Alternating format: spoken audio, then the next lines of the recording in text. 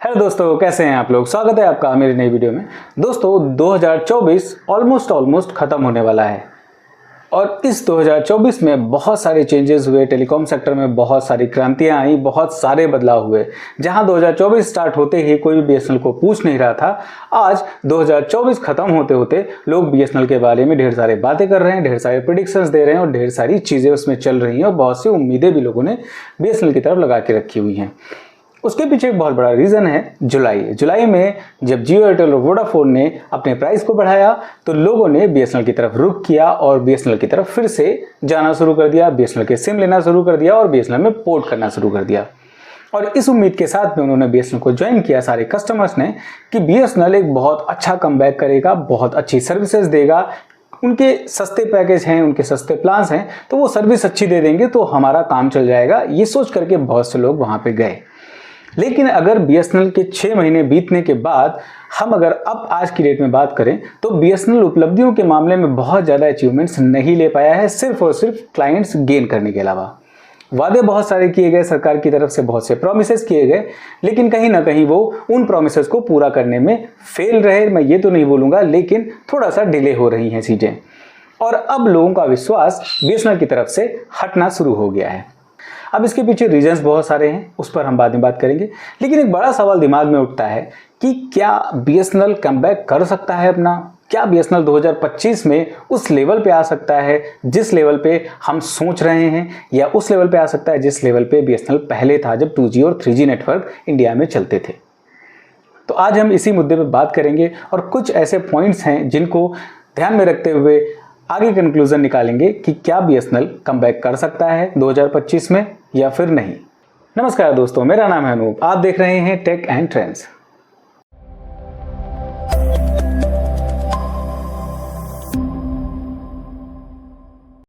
तो दोस्तों, जैसा कि मैंने आपको बताया कि बीएसएनएल में बहुत सारे लोगों ने ज्वाइन किया है। अगर हम अभी तक की टोटल बात करें तो लगभग 70 लाख के आसपास लोग ज्वाइन कर चुके हैं बीएसएनएल में और बहुत ही तेजी से लोग बीएसएनएल की तरफ जाने के बारे में सोच भी रहे हैं और स्पीड भी बहुत ज़्यादा बढ़ी। जब जुलाई और अगस्त में हम आंकड़े देखें तो 28 लाख 25 लाख लोगों ने 2 महीने में ज्वाइन किया और 2 ही महीनों में अगर पूरे आंकड़े देखे जाएँ तो 50 से 55 लाख लोगों ने बीएसएनएल को ज्वाइन किया था। और लोग इसी उम्मीद के संग में बीएसएनएल में जा रहे थे कि प्लान सस्ते हैं और सर्विस वो अपनी अच्छी कर लेंगे तो हमारा काम हो जाएगा और बल्ले बल्ले हमारी हो जाएगी कि सस्ते में हमको बहुत अच्छे पैकेज मिल जाएंगे। जियो, एयरटेल और वोडाफोन को हम छोड़ के बीएसएनएल में शिफ्ट हो जाते हैं। इसी उम्मीद के साथ लोगों ने बीएसएनएल को ज्वाइन किया। बीएसएनएल ने भी बहुत सारे वादे किए। उन्होंने बोला कि हम अपने टावर्स को बढ़ा देंगे, हम 4G नेटवर्क लेकर के आ रहे हैं, इंडियन टेक्नोलॉजी कंप्लीट है, पूरी की पूरी हम इंडिया में ही सारी टेक्नोलॉजी बना रहे हैं, इस बेस पे लगा करके उन्होंने बहुत सारे चीज़ें बताई जिस पे बहुत ज़्यादा हाइप भी बनी बीएसएनएल की और बीएसएनएल में लोगों ने ज्वाइन करना स्टार्ट कर दिया कि बीएसएनएल फटाफट से लेके आ जाएगा। जो उन्होंने सबसे पहला प्रॉमिस किया वो ये बोला कि दीपावली में हम 1 लाख टावर्स बीएसएनएल के 4G चालू कर देंगे और उसमें हम लगभग पूरे भारत में 4G बीएसएनएल का स्टार्ट कर देंगे। फिर उसके बाद उस चीज़ में कहीं ना कहीं कोई प्रॉब्लम आई। टीसीएस के साथ में उन्होंने टाई अप किया हुआ था और वो डेवलपमेंट चल रहा था टाटा कंसल्टेंसी के साथ, लेकिन फिर उसमें डिले हुआ और डिले होकर के ये जो टाइम था दीपावली का ये बढ़ करके सीधे 6 महीने आगे निकल गया और उन्होंने बोला कि अब हम जुलाई और अगस्त 2025 में पूरे देश में 1 लाख टावर्स लगा देंगे। अब ये जो प्रॉमिस उनका थोड़ा सा फॉल्स में गया, वहाँ पे कहीं ना कहीं लोगों का विश्वास थोड़ा सा डगमगाया।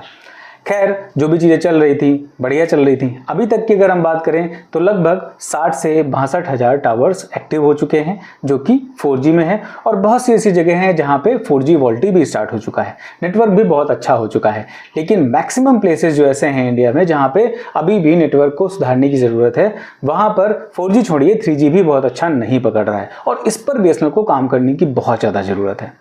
अगर वो अपने 3G नेटवर्क को भी अच्छा कर लेता है, पैन इंडिया अगर पूरी तरीके से 3G अच्छा चलने लगे तब भी लोगों का विश्वास बन जाए। लेकिन बहुत सी जगह ऐसी है जहाँ पे नेटवर्क तक नहीं आता है, घर के अंदर आप टावर मिलता ही नहीं है, अगर घर के बाहर आप हो या छत पर हो तब आपको बीएसएनएल का टावर मिलता है। तो ये कहीं ना कहीं एक बड़ा सवाल है, एक बड़ी प्रॉब्लम है बीएसएनएल के लिए कि बीएसएनएल के यूजर्स वहाँ पे विश्वास नहीं जता पा रहे हैं और बीएसएनएल में उस तेजी से लोग जुड़ नहीं पा रहे जिस तेजी से लोग जुड़ना चाह रहे थे, जितनी तेजी से चाह रहे थे लोग कि बीएसएनएल को बहुत तेजी से डेवलप कर दिया जाए। हालांकि बीएसएनएल एक सरकारी कंपनी है और सरकारी कंपनी जो है हमेशा थोड़ा सा स्लो काम करती है, क्योंकि उसमें कोई इंडिविजुअल एक पर्सन नहीं होता है, एक कोई मैनेजर नहीं होता है, कोई एक सीईओ नहीं होता है जो कि डिसीजंस ले सके। उसके लिए उनको गवर्नमेंट से बहुत सारे जो डिसीजंस होते हैं वो पास कराने होते हैं, तो कहीं ना कहीं उसमें काम थोड़ा सा स्लो रहता है। और इस वजह से जो बीएसएनएल का नेटवर्क अच्छा नहीं है, वो उतना बेहतर हो नहीं पा रहा है, उतनी स्पीड में नहीं हो पा रहा है, डेवलपमेंट बहुत स्लो है। अब उनका जो प्रॉमिस है कि वो जुलाई में 2025 में कर देंगे टावर्स को 1 लाख, और जो भी उनके एग्जिस्टिंग जो टावर्स हैं उनको भी 4G में कन्वर्ट कर देंगे और पैन इंडिया वो 4G ले आएंगे, ये एक सबसे बड़ा सवाल है। और यही एक सबसे बड़ा रास्ता भी हो सकता है कि अगर बीएसएनएल अपने टावर्स को, अपने जितने भी 2G 3G टावर्स हैं उनको डेवलपमेंट करके, उनके अपग्रेडेशन करके उनको 4G में कन्वर्ट कर दे, और नए 1 लाख टावर्स जो लगाने की वो बात कर रहे हैं उनको भी लगा करके पूरी तरीके से अगर वो जुलाई तक पैन इंडिया 4G एक्टिवेट कर देते हैं, तब हो सकता है बीएसएनएल का कमबैक हो जाए। अब यहाँ पे बात ये भी आती है कि अगर 4G नेटवर्क सारा अपडेट हो जा रहा है, उसके बाद क्या पैकेजेस में बढ़ोतरी करेंगे वो? अगर पैकेजेस महंगे करते हैं तो फिर से वही बात आ जाएगी यूज़र्स के पास कि यूज़र्स सोचेंगे कि भाई जब पैकेज बढ़ा हुआ ही है तो फिर हम 4G के ख़राब नेटवर्क के बजाय हम 5G का अच्छा नेटवर्क ले लें थोड़े से पैसे डाल करके।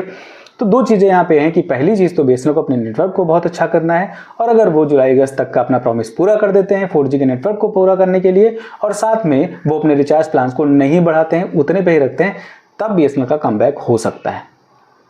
और उसके अलावा एक बहुत बड़ी चीज़ ये भी है कि बीएसएनएल का जो कमबैक है वो होना भी बहुत ज़्यादा ज़रूरी है, क्योंकि पिछले 2-3 साल की अगर हम बात करें, जब से 4G नेटवर्क आया है, जब से जियो ने अपने 4G को लॉन्च किया, तभी से बीएसएनएल का डाउनफॉल स्टार्ट हुआ और बीएसएनएल पूरी तरीके से मार्केट से गायब हो गया और प्राइवेट कंपनीज का पूरा दबदबा बन गया।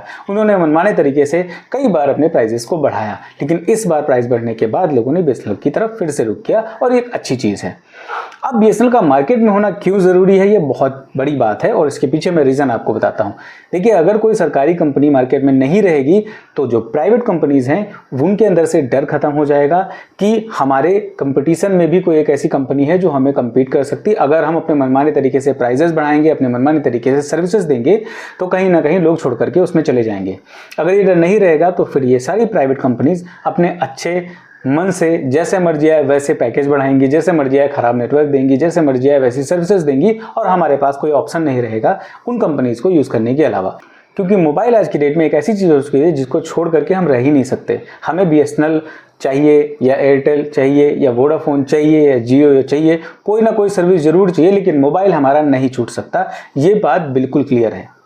टेक्नोलॉजी इतनी ज़्यादा डेवलप हो चुकी है और लोगों को आदत पड़ चुकी है इसकी, तो इस आदत को अच्छी तरीके से यूज़ कराने के लिए हमारे पास बीएसएनएल जैसी सरकारी कंपनी का होना मार्केट में एज अ कॉम्पिटिटर बहुत ज़रूरी है। तो अब यहाँ पे सवाल ये उठता है कि क्या बीएसएनएल कमबैक कर पाएगा? अगर ये जो पॉइंट्स मैंने बताए हैं, इन चीज़ों पे अगर ये काम कर लेते हैं, रूरल एरियाज़ में अपने नेटवर्क को डेवलप कर लेते हैं, तब बीएसएनएल कमबैक कर सकता है 2025 में। और हो सकता है कि 2025 में जब 4G नेटवर्क पूरी तरीके से लॉन्च हो जाए तो फिर 4G टावर्स को वो 5G में भी कन्वर्ट कर दें, और 5G में अगर कन्वर्ट कर देंगे तब तो जियो और एयरटेल को बहुत ज़्यादा सोचना पड़ जाएगा अपने नेटवर्क को सुधारने के लिए, अपने प्राइजेस को कम करने के लिए, क्योंकि यही एक रास्ता है जिससे उनके ऊपर कुछ हम जोर डाल सकते हैं। उसके लिए हमें बीएसएनएल को ज्वाइन करना पड़ेगा और बीएसएनएल को बहुत अच्छी सर्विस भी देनी पड़ेगी। आपकी क्या राय है? आप क्या सोचते हो कि क्या बीएसएनएल 2025 में कमबैक कर पाएगा, 4G नेटवर्क हमें दे पाएगा, 5G नेटवर्क की स्टार्टिंग कर पाएगा, या फिर ये डेट फिर से बढ़ करके 2026 में चली जाएगी? आप अपनी राय हमें कमेंट करके जरूर बताइए। अगर आपको वीडियो पसंद आई है तो इसे लाइक कर दीजिए, अपने दोस्तों तक भी शेयर कर दीजिए, और अगर अभी तक आपने मेरे चैनल को सब्सक्राइब नहीं किया तो सब्सक्राइब जरूर कर लीजिए, क्योंकि इसी तरीके की अच्छी अच्छी वीडियोस मैं आपके लिए लेके आता रहता हूँ। फिलहाल के लिए इस वीडियो में इतना ही, मिलते किसी दूसरी वीडियो में किसी अच्छे से टेक और ट्रेंडिंग टॉपिक के साथ। तब तक के लिए नमस्कार।